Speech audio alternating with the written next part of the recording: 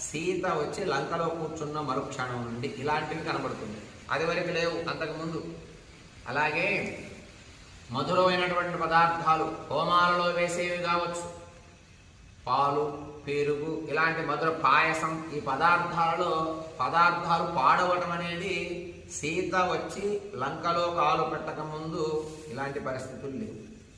సీతమ్మని తీసుకొచ్చి రావణుడు బలాత్కారంగా లంకలో కూర్చోపెట్టినప్పటి నుండి మధురమైన పదార్థాలు, అమృతము అని చెప్పుకునేటటువంటి పాలు, పెరుగు, పాయసము, ఇలాంటి పదార్థాలన్నిటికీ కూడా చీమలు, క్రిమికీటకాలు, పురుగులు పడుతున్నాయి ఇప్పుడు. అంటే ఆ పదార్థం పాడైపోతుంది. ఎవరు తీసుకోకుండా, ఎవరో తినకుండా, ఎవరో తాగకుండా, హోమాలు జరగకుండా ఆ పదార్థం పాడైపోతుంది. ఇలా ఎందుకు జరుగుతోంది? కొత్తగా వింతగా ఉంది అని రావణుడికి విభీషణుడు చెప్తాడు. అంతేనా రావణ?